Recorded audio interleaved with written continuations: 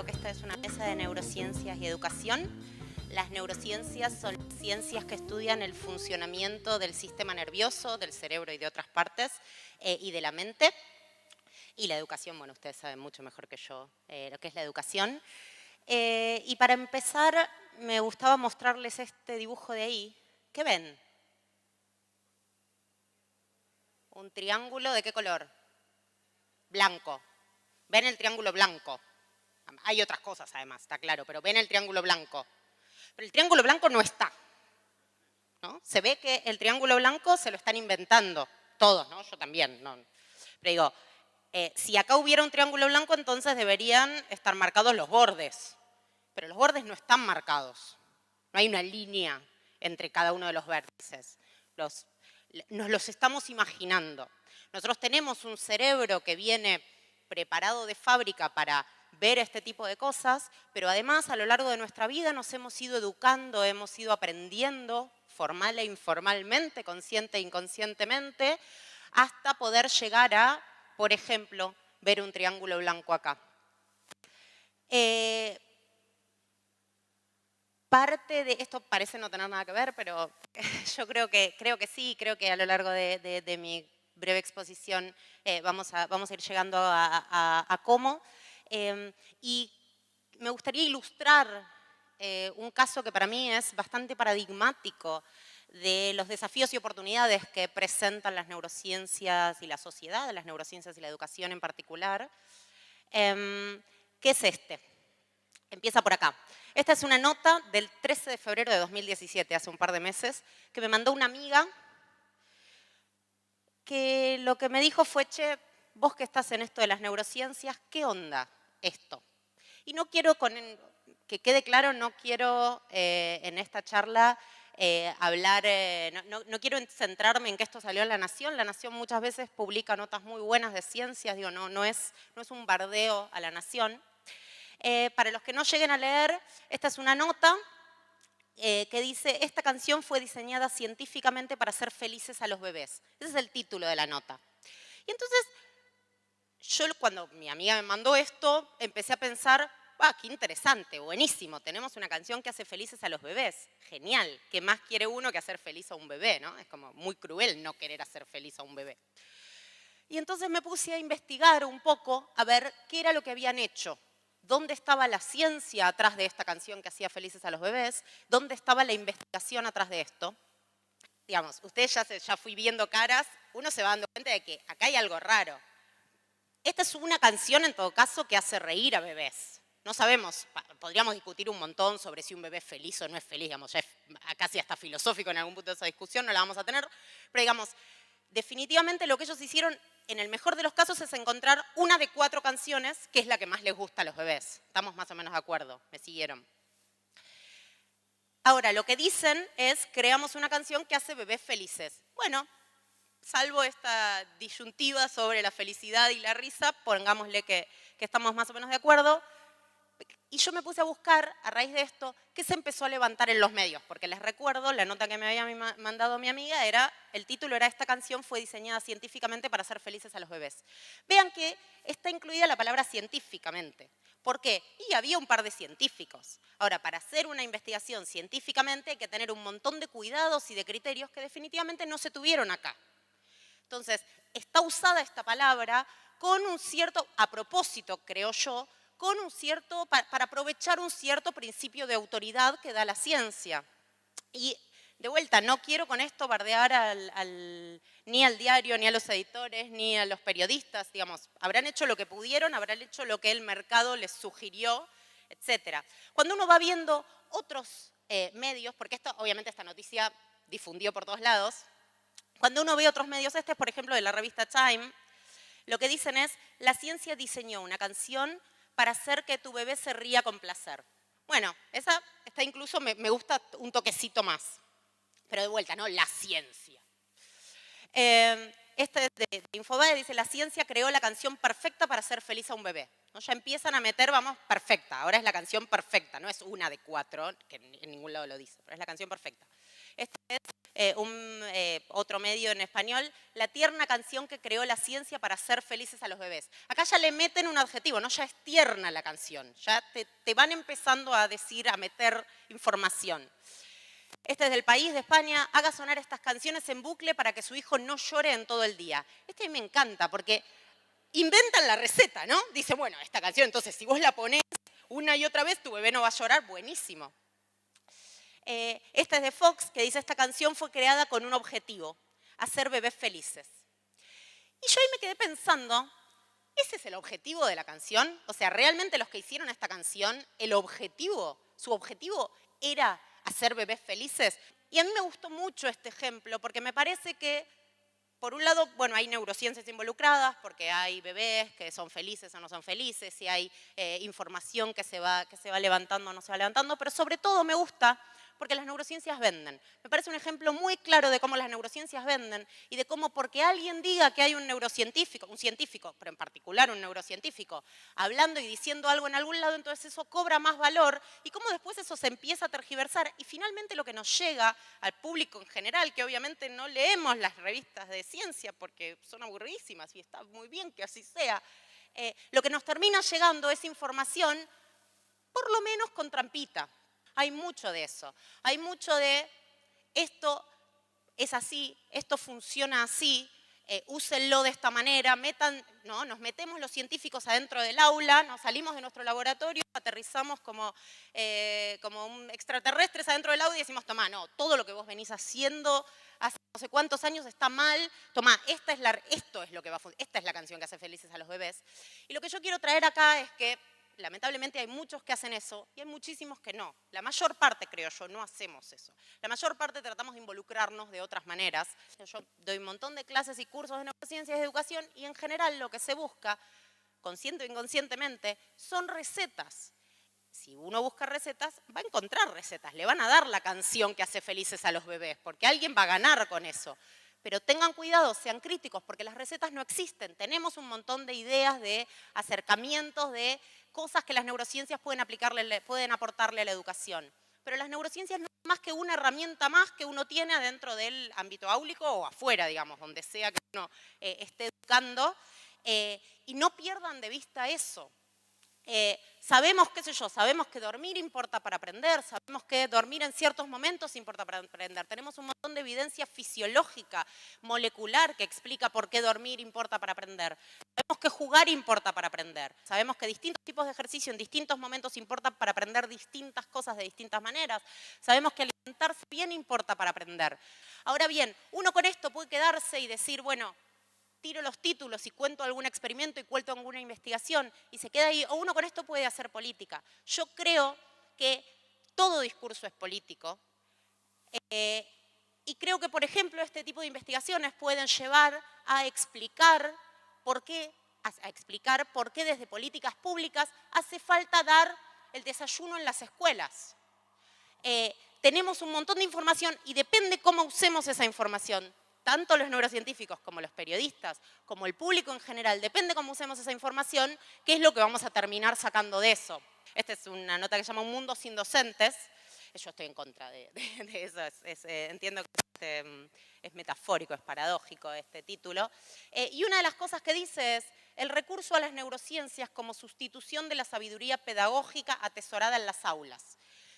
Y yo sé que hay un montón de discurso de ese dando vueltas y que se asocian en un montón de casos a las neurociencias, la neurociencia educacional o la neuro lo que sea, que además está de moda, con aspectos liberales en el mejor de los casos. Y de nuevo, hay que ver cómo se dicen las cosas, hay que ver quién las dice esas cosas y sobre todo hay que ver la big picture, sería la foto en general, hay que ver el bosque. La mayor parte de los científicos que andamos dando vueltas, laburando en estas cosas, hacemos mucho hincapié en estas cosas que les estoy diciendo, de distintas maneras, cada uno con su impronta, pero ninguno de nosotros plantea de ninguna manera y en ninguna situación que las neurociencias son algo más que una herramienta, que las neurociencias, que como cualquier herramienta puede ser bien o mal utilizada. Ninguno de nosotros plantea que las neurociencias vienen a, por ejemplo, como dice acá, correr la sabiduría pedagógica atesorada en las aulas. No, nada más alejado de la realidad. Así que lo dejo acá y les agradezco mucho, los invito a conocer a Tute si no lo conocen, que es un grande, y los invito a seguirme en Facebook. Podemos charlar después abajo. Gracias. Bueno, primero agradecer la posibilidad de compartir esta mesa. Realmente creo que estamos en sintonía. Yo vengo de las ciencias blandas, mis compañeros vienen de las ciencias duras. Además, dentro de las ciencias blandas, soy educadora de ciencias de la educación, o sea, más blando de lo blando. Mi tesis de maestría y mi tesis de doctorado fue sobre representaciones sociales que tienen los maestros sobre los estudiantes, particularmente la de maestría sobre la inteligencia de los estudiantes y la de doctorado sobre el talento de los estudiantes. En el caso de las representaciones sociales que tienen los maestros, era un estudio en primaria. Se refería a cómo miran a la inteligencia, cómo la perciben, qué ideas tienen sobre inteligencia. Y en el caso del talento, las ideas que tienen los profesores sobre el talento era con profesores de escuela secundaria. Quiere decir que yo puedo decir que conozco bien el pensamiento y las percepciones que tienen los maestros y profesores sobre la inteligencia y sobre el talento. Y entonces, en su momento, cuando hice mi tesis doctoral, mi tesis de maestría, leí mucho sobre las cuestiones o los sustentos biológicos. Incluso leía mucho un autor que a mí me gusta bastante y que me voy a referir, que es Stephen Gould, que le hace una crítica en un momento difícil de hacerle una crítica porque las neurociencias siempre han sido muy hegemónicas, ¿no? Y, digamos, a mí me parecía que desde el punto de vista científico habíamos avanzado bastante, por lo menos en términos pedagógicos, y que me vuelvo a situar en una mirada de la sociedad donde el orden biológico parece teñir el orden social, ¿no? Hay una suerte de lo que yo llamo la biologización de lo social. Y entonces quería mostrarles, incluso estaba leyendo algunos artículos que al principio me habían motivado, como aquí trajeron en el diario una entrevista de la revista La Nación que le hacen a Facundo Manes, y entonces en ese momento él dice: me gustaría que cualquier chico argentino con talento, pero que carezca de recursos, vuelva a tener la posibilidad de llegar a una universidad. Y yo dije, uy, otra vez la noción de talento. ¿Qué quiere decir un chico que tiene talento pero es pobre? Entonces, él quiere ver cómo los talentosos pobres llegan a la universidad. Esa es, digamos, una operación ideológica muy común y que yo la he visto en mis maestros, les voy a decir, los maestros que entrevisté. Porque me acuerdo en mi tesis de maestría, como les decía, en los primeros estudios, estaba conversando con una maestra de cuarto grado donde le preguntaba acerca de las dificultades para aprender que tenían sus alumnos. Pero bueno, hay una creencia y mucho tiempo se lo formó a los maestros así. Y entonces, bueno, no tiene nada en el cerebro, no tiene nada que explique el fracaso escolar. Entonces me dice, la hipótesis 2, ustedes saben, de fracaso escolar, muy arraigada en el sistema educativo, es que si no tiene nada en el cerebro que explique el fracaso, debe ser que la familia no lo atiende suficientemente, ¿no? O es por la vía del cerebro o es por la vía de las condiciones de la familia. Entonces seguimos conversando y me dice, pero ahora que estoy charlando con vos, me doy cuenta que este chico es adoptado. Entonces, habría que buscar en los genes de la familia original dónde está el problema. Bueno, ahí imagínense, como investigadora se me abrió un mundo, ¿no? Pobre al chico no, pero a mí sí se me abrió un mundo, porque ahí hay toda una pregunta que les insisto: ¿qué es lo genético? ¿Qué es lo hereditario? ¿Qué es el talento? ¿Qué es la inteligencia? Que son todas categorías que están muy asociadas a lo que de moda se ha puesto como la neurociencia. Por eso digo la moda, estoy hablando del discurso de la neurociencia y no estoy hablando de los aportes efectivos, porque por supuesto que el orden simbólico está montado sobre un orden biológico. Nosotros tenemos cuerpo, yo lo toco, ¿no? Hay una materialidad. Hay, digamos, un orden biológico. Lo que el orden biológico me explica, por ejemplo, es por qué ciertas mujeres que realizan tareas, por ejemplo, de servicio doméstico, están encorvadas. ¿Por qué? Porque tienen que ver con sus condiciones de vida, pero también el orden simbólico me explica que tiene que ver con su condición de sumisión en la sociedad. Quiere decir que el cuerpo, digamos, opera también en una interacción con los condicionamientos sociales. El cuerpo está tratado socialmente, hay un tratamiento social del cuerpo, hay un cuerpo socializado. Entonces, dicho esto, yo puse, voy a tener poco tiempo, pero algunas cosas me gustaría transmitirles y le puse a mi intervención: la desigualdad escolar no es un atributo del cerebro. Porque una de las preguntas que me hago en relación a esto es ¿por qué dejamos de hablar de sujetos y empezamos a hablar de cerebros? En vez de sujetos que aman, cerebros que aman. Sujetos que aprenden, cerebros que aprenden. Yo me preguntaba, ¿antes no teníamos cerebro? Es, digamos, la neurociencia parece, porque hay una decisión entre cerebro, cuerpo y no, y hay también una priorización del cerebro por sobre otros elementos estructurantes de nuestra subjetividad. Yo prefiero hablar de sujetos que aprenden. Entonces decía que por ahí lo que era interesante es que en este trabajo ponga en tensión ciertos supuestos teóricos y prácticos sobre la desigualdad educativa que transmutan el orden social haciéndolo pasar por biológico. Asistimos a un tiempo en que ciertas argumentaciones en nombre de las neurociencias refuerzan viejas ideas de sentido común, tales como el fracaso escolar está en los genes o los pobres tienen un cerebro inferior. Fíjense, por ejemplo, yo estuve, por supuesto, por estar en estas temáticas, estuve viendo muchos sitios de neurociencias y educación, donde, por ejemplo, hay conferencias que se les hace a los maestros con el nombre de ¿cómo aprende el cerebro de un niño en contextos de pobreza?